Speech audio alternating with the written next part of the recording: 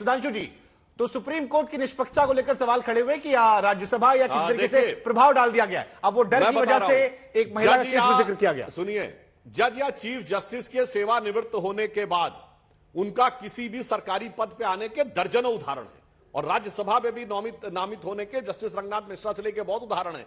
पर मैं एक उदाहरण ऐसा देता हूं शुभंकर जी, जो देश के इतिहास में अद्वितीय है कि कांग्रेस पार्टी के ऑफिशियल टिकट पर कांग्रेस पार्टी का राज्यसभा सदस्य रहने के बाद कोई व्यक्ति हाईकोर्ट का जज बना और उसके बाद हाईकोर्ट का जज रहने के बाद उसने छोड़ा और फिर कांग्रेस की पार्टी पर लोकसभा का चुनाव लड़ा, परंतु चुनाव कैंसिल हो गया तो उसके बाद वो पुनः जज बन गया। वो है जस्टिस बहरुल इस्लाम, पार्टी का सदस्य रहने के बाद कोर्ट का जज न्यायाधीश बनना। अरे जवाब आप दीजिए आनंद जी, अपनी पार्टी के मेंबर को आपने हाईकोर्ट का जज बनाया। पूरी बात सुनिए, चिल्लाने से नहीं होगा जनाब, सुनिए। अरे भाई, चेन्नई हाईकोर्ट में तो महिला मोर्चा की पदाधिकारी अभी जज बनी है या ना? 10 महीने बाद वो सुप्रीम कोर्ट का जज। अरे भाई, मुझे केवल ये बता दीजिए, महिला मोर्चा की कोई पदाधिकारी अभी पिछले 2 महीने में जज बनी है? फिर हाई कोर्ट से हटकर सुप्रीम कोर्ट का जज बना और हटने के बाद फिर राज्यसभा आया। आलोक जी जवाब दीजिए, भागिए नहीं। क्या महिला मोर्चा की कोई पदाधिकारी आपको इतना प्रॉब्लम है हटने के बाद वहां अपनी पार्टी के कैंडिडेट को जज बनाया और 10 महीने के गैप के बाद सुप्रीम कोर्ट भेजा? नहीं उत्तर देंगे जनाब।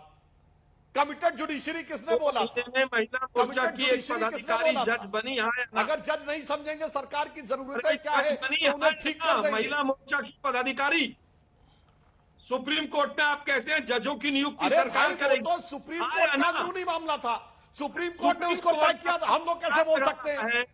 सुप्रीम कोर्ट तो समझदारी की बात करिए, बच्चों का नियंत्रण आप करना चाहते हैं। जो कुछ सुप्रीम कमीशन का सिलेक्शन आप करना चाहते हैं। मतलब हद होती है पूरे।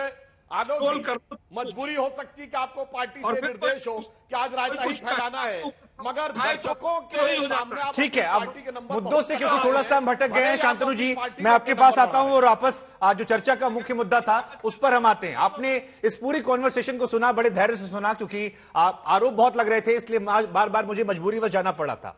4 बड़ी बातें राहुल गांधी ने कही। एक था कि मेरी बातें रिकॉर्ड करती थी, दूसरा मीडिया और लोकतांत्रिक ढांचे पर हमला, जिसका इशारों में जिक्र आलोक जी ने भी यहां पर कर दिया, जिसमें कोर्ट का भी जिक्र आया।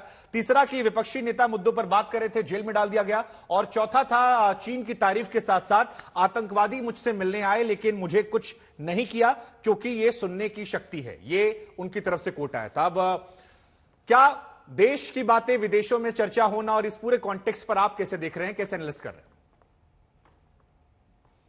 1 घंटे 1 मिनट की पूरी जो उनकी कैम्ब्रिज, जो यूके में, यूनाइटेड किंगडम में कॉलेज है जिसमें ऐसा कहा जाता है कि वो पढ़े भी हैं शायद, उसमें उन्होंने एमबीए के स्टूडेंट से, मतलब बिजनेस के स्टूडेंट से ये सारी बातें करी। अगर मैं ऐसे किसी जगह पर जाता तो मैं बताता कि भारत में बिजनेस करना कितना आसान हो चुका है। भारत में ईज ऑफ डूइंग की रैंकिंग जो 100 के ऊपर हुआ करती थी, अब वो कैसे हम बहुत अच्छी रैंकिंग हो चुकी है। कैसे भारत में 130 यूनिकॉर्न, मतलब जिनकी जो वैल्यूएशन 1 बिलियन से ऊपर हो गई है, 130 हो चुकी है, जो विश्व में नंबर 3 की है। कैसे भारत में यूपीआई पेमेंट्स इतने हाईएस्ट है, जो चाइना से भी ज्यादा है। ये भारत का फिनटेक सेक्टर, जहां से वो आते हैं उत्तर प्रदेश में, वहां से 8 यूनिकॉर्न है, फिजिक्स वाला, पेटीएम, पाइन लैब्स, इनशॉर्ट, ये सब बातें बताता। वो क्या कह रहे हैं? वो झूठ पे झूठ कह रहे हैं। पहली बात कह रहे हैं कि मीडिया सप्रेस करता है।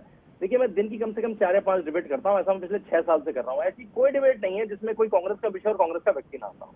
तो कांग्रेस का पक्ष नहीं सुनने दिया था। आपको लगता है कि शुभंकर जी, आप कभी किसी एडिटर से आपको कहा जाता है कि नहीं कांग्रेस की बात ना सुनो? मुझे नहीं लगता ऐसा। मैं तो जिस डिबेट में जाता हूँ, जब पेपर में पढ़ता हूँ, तो इधर की बात भी आती है, उधर की बात भी आती है। तो इस तरह से कहना। दूसरा, उन्होंने कहा कि एमपीज को पार्लियामेंट के सामने से जेल में डाल दिया। ऐसा कभी हुआ ही नहीं पिछले 8-9 साल में। और उन्होंने जो फोटो दिखाई वहां पे, अगर पीपीटी में देखिए, उन्होंने फोटो दिखाई, वो है जब वो यमुना एक्सप्रेस में डिटेन किए गए। वो क्यों डिटेन किए गए? क्योंकि वो हाथरस में जा रहे थे, जहां पे जाने से मनाई थी, और वो फिर गए दोबारा। जब स्थिति शांत हो गई, जब पुलिस ने अलाउ करा, तो वो फोटो भी झूठ दिखा रहे हैं। वो पार्लियामेंट के सामने की फोटो नहीं है, वो यमुना एक्सप्रेस के सामने की फोटो है जब वो उसमें गए। तीसरा, वो एक सेंटेंस में लिखा था कि there is curve in India around moving around Indian mobilisation. मतलब भारत में आप घूम नहीं सकते हैं। मतलब आप जो भारत जोड़ो की पिकनिक कर रहे थे, जिसमें आप केरला से कश्मीर तक चले गए, उसमें आपको कैसे मूव करने दिया गया? फिर आप भाजपा वाले प्रदेशों से भी गए, आप कांग्रेस वाले प्रदेशों से भी गए, तो ये भी एक बड़ा झूठ है। फिर जो बड़ा झूठ बोला कि वो पेगासस वाला है, पेगासस में तो सुप्रीम कोर्ट ने आपसे आपका फोन मांगा था, आपने तो फोन ही नहीं दिया। और जो 30 फोन दिए गए उसमें एक्सपर्ट कमेटी ने कहा कि इसमें कोई पेगासस जैसा सॉफ्टवेयर नहीं पाया गया, जो एक्सपर्ट कमेटी जिसने फॉरेंसिक जांच करी।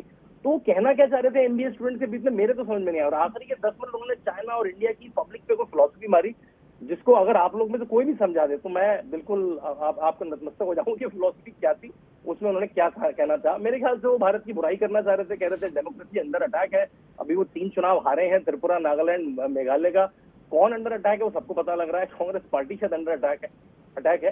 तो जो वो शायद भारत जोड़ों से नहीं कर पाए, अब वो बाहर जाके भारत की बुराई करके, नरेंद्र मोदी की बुराई करके, प्रधानमंत्री की बुराई करके जीत करना चाहते हैं।